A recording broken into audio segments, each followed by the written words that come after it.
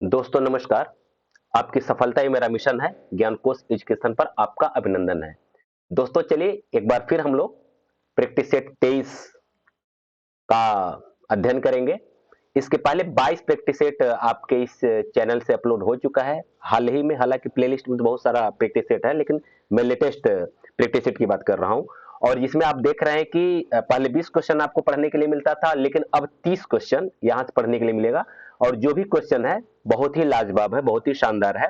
अगर आप पहली बार इस वीडियो को देख रहे हैं तो अंत तक अवश्य देखिएगा, तब आपको अंदाजा लगेगा कि इस तरह का प्रश्न यूट्यूब पर शायद ही कहीं मिला है। क्योंकि जितने भी हमारे व्यूअर हैं, आप उनका कमेंट देख लीजिए, कितना शानदार ये चीज उनको मिल रहा है। और आप भी अंत तक वीडियो देखें, तभी आपके समझ में आएगा कि ये प्रैक्टिस सेट कैसा है। ठीक है ना। चलिए ज्यादा हम लोग बात नहीं करेंगे, आपका समय बहुत बहुमूल्य है, इसलिए हम लोग सीधे अपने टॉपिक पर आते हैं। प्रश्न नंबर 1 देखते हैं। पहला प्रश्न, मानव अथवा प्रकृति के सूक्ष्म किंतु व्यक्त सौंदर्य में आध्यात्मिक छाया का भान मेरे विचार से छायावाद की एक सर्वमान्य व्याख्या हो सकती है। यह किसका कथन है? आपको 10 सेकंड का समय मिलता है। 10 सेकंड में आप अपने उत्तर की परख करिए, कहीं उत्तर लिख करके रख लीजिए। फिर जब मैं उत्तर बताऊं तो आप उसका मिलान करिए, और 30 में कुल कितना प्रश्न सही हो रहा है आप हमें कमेंट करके अवश्य बताएं।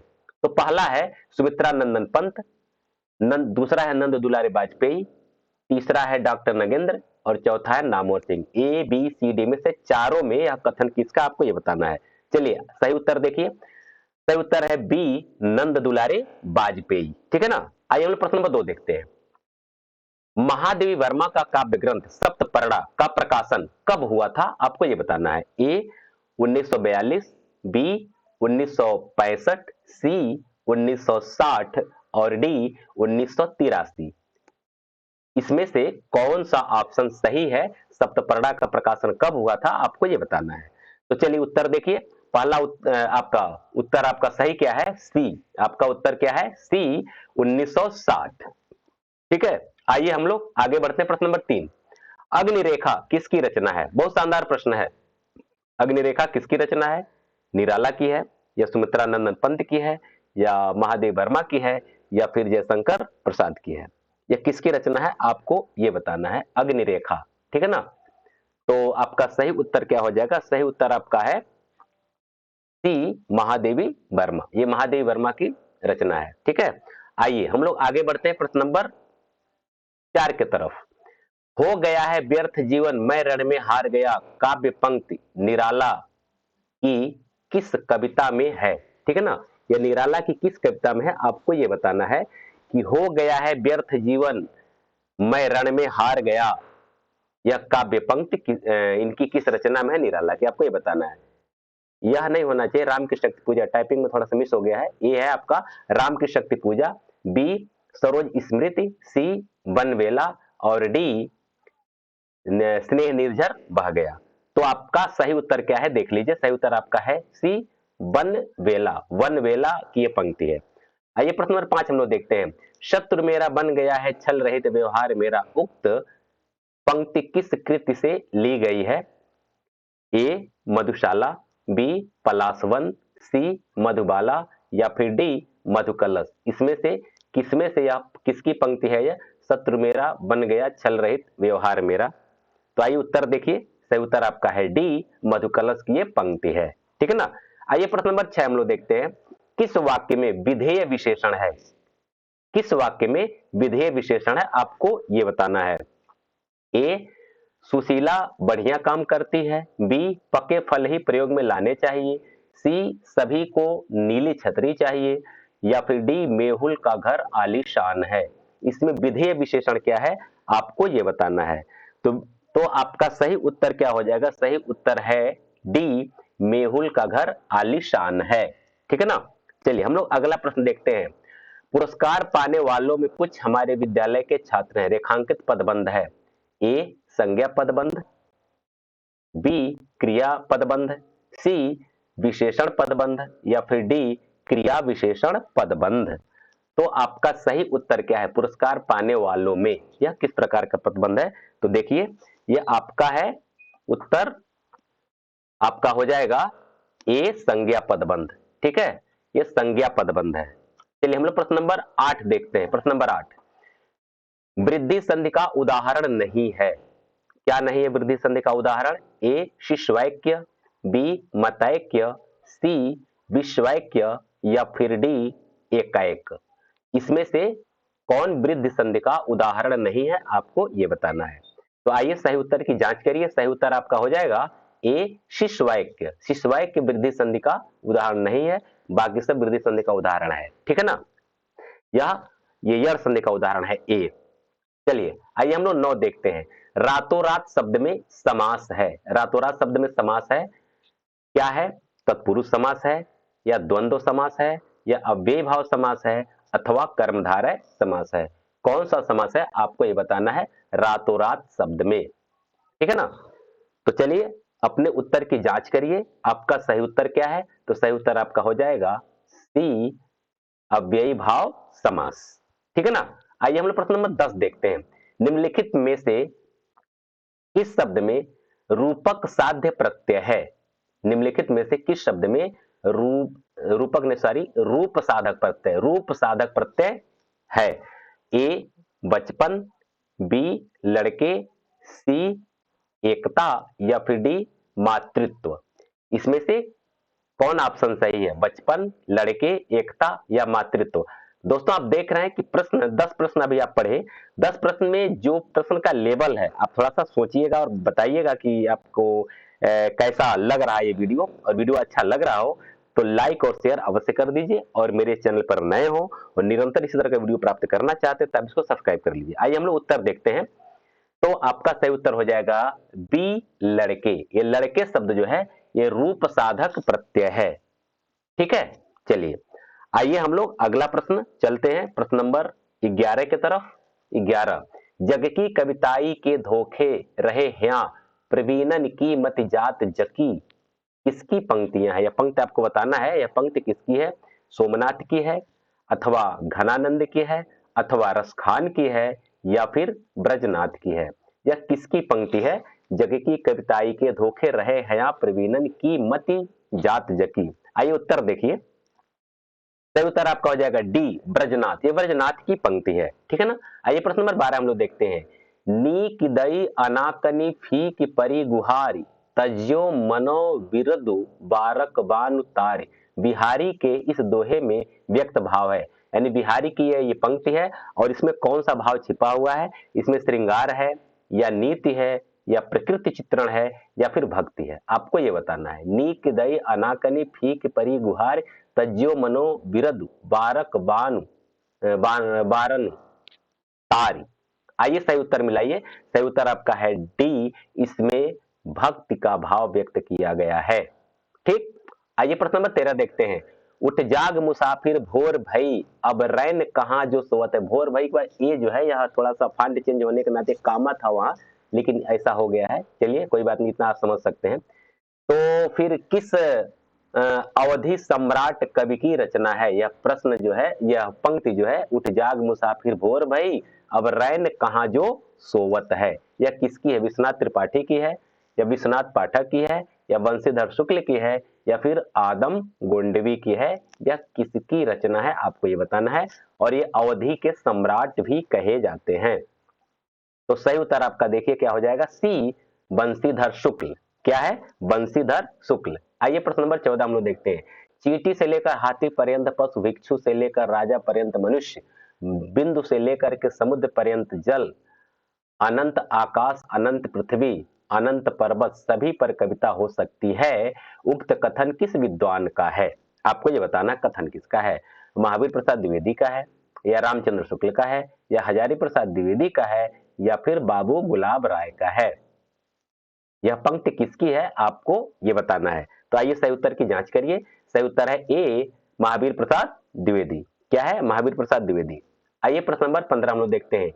एक दिन सहसा सिंधु अपार लगा टकराने, नगतल क्षुब्ध अकेला यह जीवन निरुपाय, आज तक घूम रहा विस्त्रब्ध। कामायनी से उद्धृत इन पंक्तियों के लिए कौन सा कथन सही है? आपको बताना है। ये चिंता सर्ग मनु का आत्मकथन है, या श्रद्धा सर्ग से है, मनु का आत्म परिचय है, या लज्जा सर्ग से है श्रद्धा का कथन है, या श्रद्धा सर्ग से है मनु को श्रद्धा का प्रत्युत्तर है। इस चारों ऑप्शन में कौन सा ऑप्शन सही है? कामायनी से उद्धृत है यह पंक्ति, और यह किसने कहा है, किससे कहा है और किस सर्ग में है, आपको ये बताना है। आइए उत्तर की जांच करिए। डी श्रद्धा सर्ग, मनु को श्रद्धा का प्रत्युत्तर। श्रद्धा सर्ग की पंक्ति है और मनु जो है कि श्रद्धा को प्रत्युत्तर में यह बात कह रहा है। ठीक है, चलिए आइए हम प्रश्न 16 देखते हैं। निम्नलिखित पंक्तियां कामायनी के किस सर्ग की हैं? नारी तुम केवल श्रद्धा हो, विश्वास रजत नगपग तल में, पीयूष स्रोत सी बहा करो जीवन के सुंदर समतल में। यह पंक्ति कामायनी के किस सर्ग की है? लज्जा सर्ग से ली गई है, या फिर आनंद से ली गई है, या चिंता सर्ग से ली गई है, या फिर श्रद्धा सर्ग से ली गई है? इन चारों में किस सर्ग की यह पंक्ति है, आपको ये बताना। काफी चर्चित पंक्ति है, ठीक है ना। आइए तो उत्तर की जांच करिए।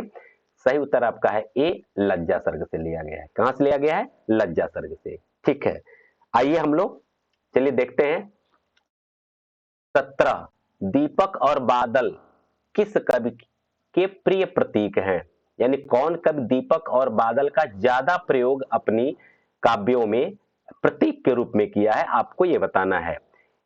सूर्यकांत त्रिपाठी निराला का है, या फिर सुमित्रा नंदन पंत का है, या महादेवी वर्मा का है, अथवा जयशंकर प्रसाद का है?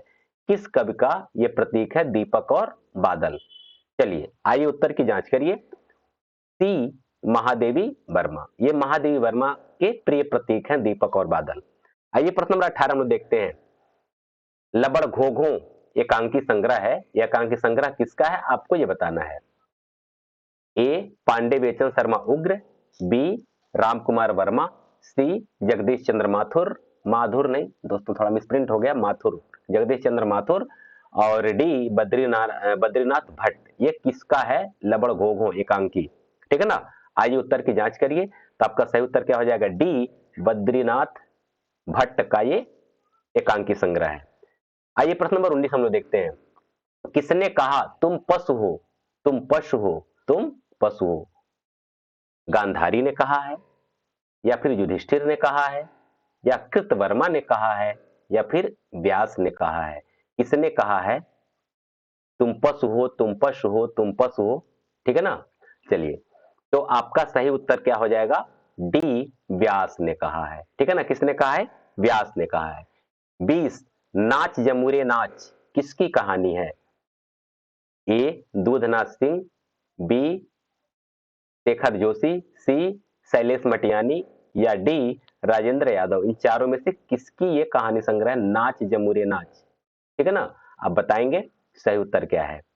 काफी अच्छा कहानी है ये, और चलिए इसका उत्तर जांच करिए। सही उत्तर आपका हो जाएगा सी, शैलेश मटियानी का है। ठीक है ना। आइए फिर हम लोग प्रश्न नंबर 21 को देखते हैं। काव्य जससे अर्थ कृते व्यवहार विदे शिवेतर छते सद्य परितिर्वृत्ये कांता सम्मितत्योपदेश यजे। मम्मट का यह प्रसिद्ध श्लोक काव्य की कौन सी विशेषता बताता है? अब यहां से आप काव्य संग्रह से कुछ प्रश्न पढ़ेंगे, क्योंकि मैं हर एक टॉपिक से प्रश्न उठाने का प्रयास किया हूं कि आपको समाज में मिल जाए, संधि में मिल जाए, कुछ व्याकरण संबंधी चीज मिल जाए, और कुछ भक्ति से, कुछ रीति काल से, कुछ काव्य शास्त्र से, तो हर एक चीज से यहाँ प्रश्न उठाया गया है।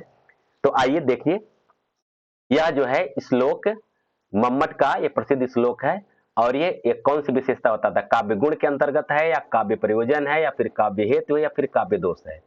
यानी कि किसके अंतर्गत ये श्लोक है, आपको ये बताना है। तो आइए अपने उत्तर की जांच करिए। सही उत्तर आपका क्या हो जाएगा? बी, काव्य प्रयोजन। ये क्या है? काव्य प्रयोजन है। ठीक है ना। आइए हम लोग प्रश्न नंबर 22 देखते हैं। शब्दार्थो सहितो काव्यम गद्यम पद्यम च तद्विधा। इसमें काव्य की परिभाषा किसने दी है? ये काव्य की परिभाषा है, तो काव्य की परिभाषा किस विद्वान का, आपको ये बताना है। ए, भामह, बी, मम्मट, सी, रुद्रट, या फिर डी, वामन? यह किसका है? शब्दार्थो सहितो काव्यम गद्यम पद्यम च तद्विधा। चलिए उत्तर की जांच करिए। सही उत्तर आपका हो जाएगा ए, ये भामह का है। आइए प्रश्न नंबर 23 हम लोग देखते हैं। काव्य सौंदर्य क्षेप हेत्वा त्यागाय दोषा ज्ञातव्य। इसमें काव्य की यह परिभाषा किसने दी है, यानी यह परिभाषा काव्य की किसने दी है, आपको ये बताना है। ए भामह, बी वामन, सी दंडी या फिर डी रुद्रट। यह परिभाषा किसका है, आपको ये बताना है, ठीक है ना। चलिए तो हम लोग उत्तर की जांच करते हैं। सही उत्तर आपका हो जाएगा बी वामन। यह वामन की परिभाषा है, इसको ध्यान रखिएगा, बहुत महत्वपूर्ण पंक्ति है ये सब, या जो श्लोक आपको यहां से मिल रहे हैं ध्यान दीजिए, उसको नोट कर लीजिएगा तो बढ़िया रहेगा, ठीक है। आइए प्रश्न नंबर 24 देखिए।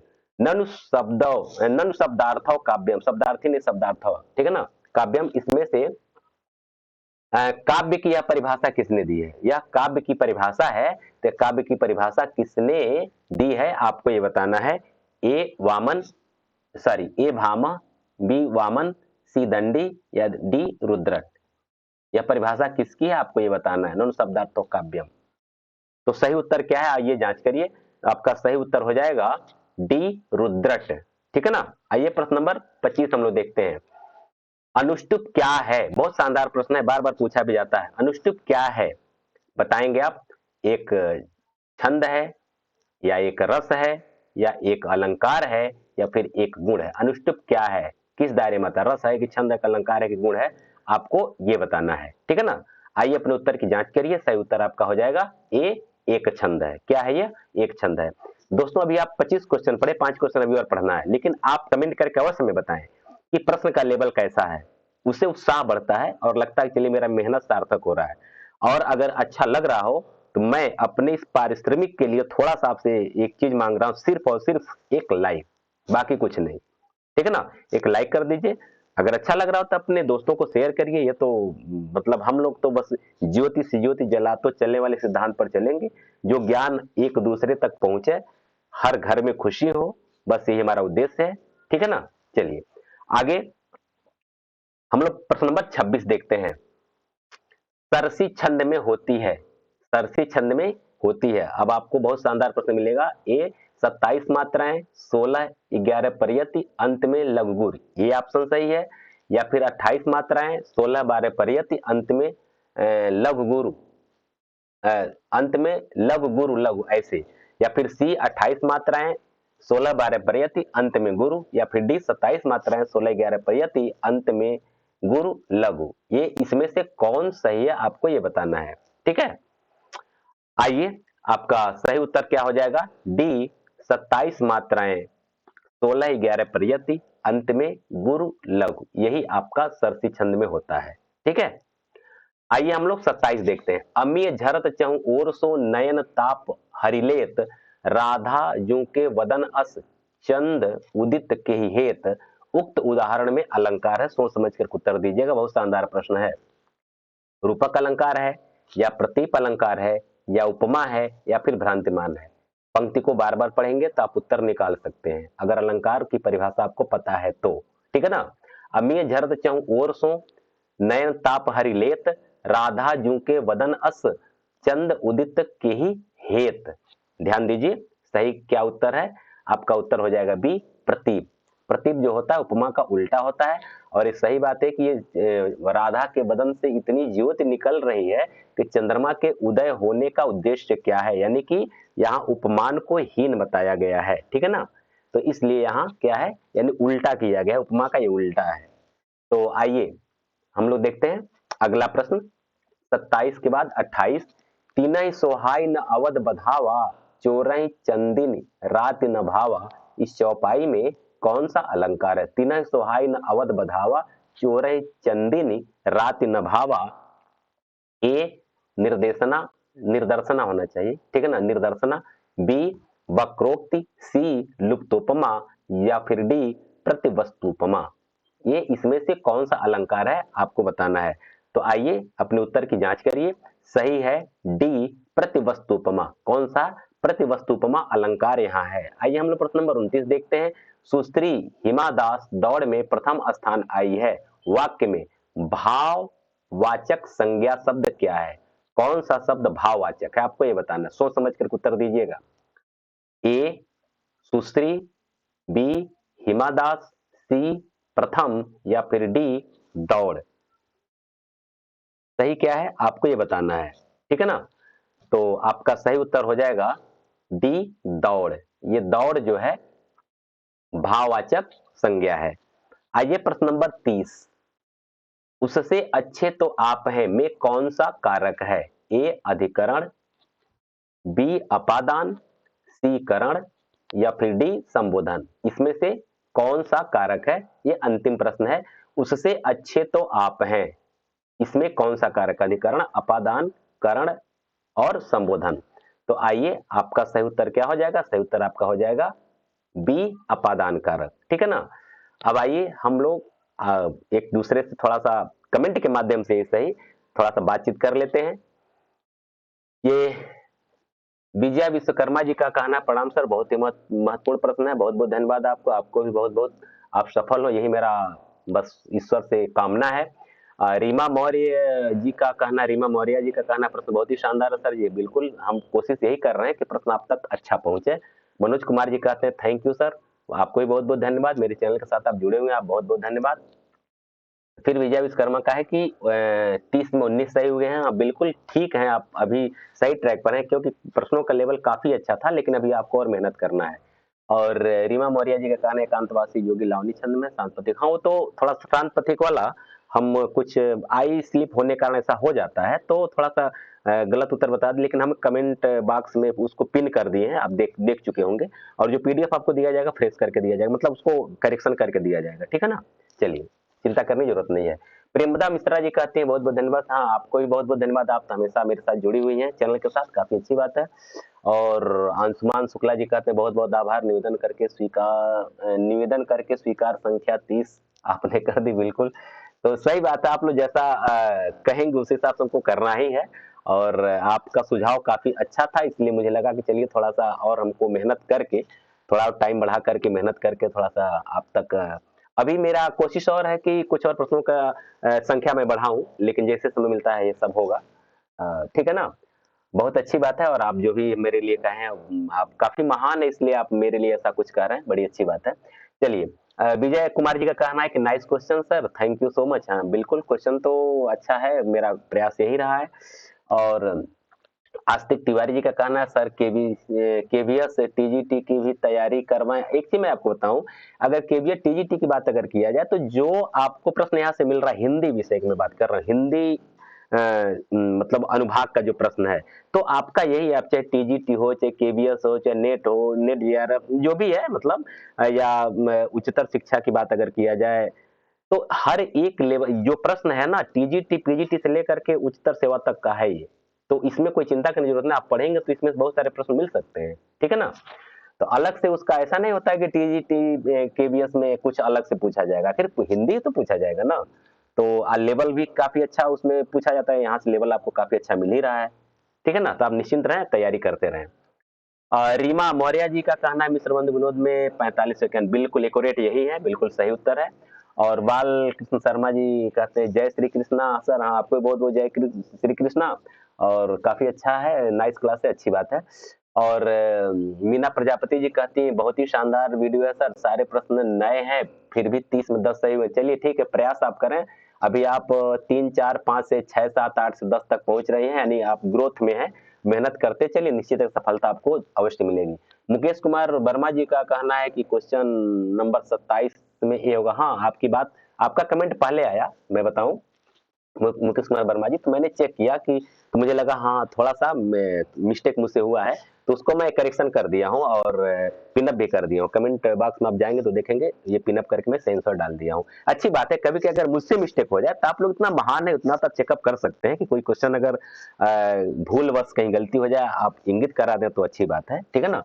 लेकिन ये है कि मतलब शुद्धता का लगभग लगभग पूरा मैं प्रयास करता हूँ, लेकिन फिर भी हम भी मनुष्य हैं, गलतियां तो हो ही सकती है, एक आध दो प्रश्न तो हो जाता है, कोई बात नहीं, उतना आप पकड़ लेते हैं, फिर हमको सजेस्ट कर देते हैं और उसको हम बना भी देते हैं, बड़ी अच्छी बात है। चलिए, आप हमारे साथ तब तक जुड़े रहे, बहुत बहुत आपको धन्यवाद। अगर मेरा मेहनत सार्थक लग रहा है, वीडियो अच्छा लग रहा है, एक छोटा सा वही निवेदन कि लाइक कर दीजिए और अपने दोस्तों तक शेयर कर दीजिए।